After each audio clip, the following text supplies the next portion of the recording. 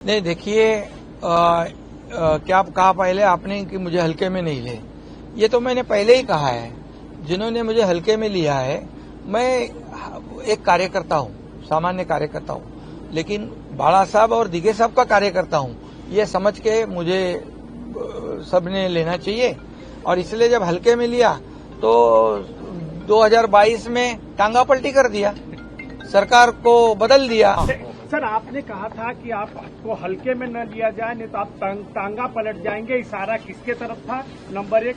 दूसरा सवाल है कि कुछ राज्यों में मुसलमान ये मांग कर रहे हैं कि रमजान के दौरान उन्हें 1 घंटे पहले छुट्टी दी जाए। क्या महाराष्ट्र में भी इस तरीके की आप लोग सोच रहे हैं? नहीं देखिए, क्या कहा पहले आपने कि मुझे हल्के में नहीं ले।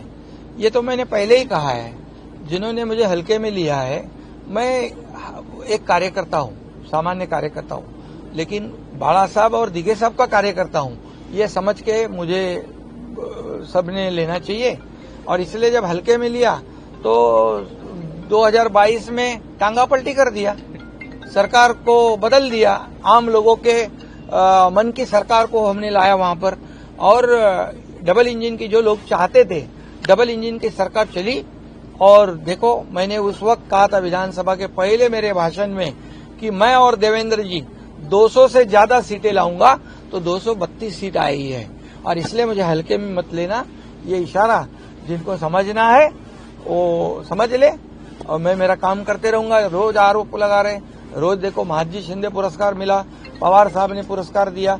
एक मराठी माणूस को एक पुरस्कार देता है, जो महापराक्रमी महादजी शिंदे, ये बहुत बड़े योद्धा थे, उनके नाम से महादजी शिंदे राष्ट्र गौरव पुरस्कार मेरे जैसे कार्यकर्ताओं को दिया गया। उस पर भी कितनी जलन हो गई, कितने जलोगे, एक दिन तो जलकर खाक हो जाओगे।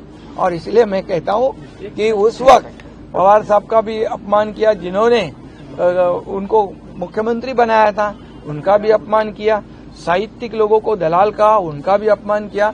महादजी शिंदे जी, उनके वंशजों का भी अपमान किया। मेरा तो अपमान छोड़ो। और उसमें अमित शाह जी का भी नाम जोड़ा गया, बोले ये पुरस्कार अमित शाह जी को है। क्यों? क्या ये सब चल रहा है? कभी तो सुधरेंगे कि नहीं? और इसलिए मैं अभी भी कहता हूं, देखो, मुझे कितने भी आरोप लगाओ, कितनी भी गालियां दो, लेकिन जब तक ये पूरी जनता महाराष्ट्र के हमारे साथ है, तब तक मुझे कोई चिंता नहीं है। रमजान वो प्रस्ताव कोई आया नहीं है अभी हमारे पास।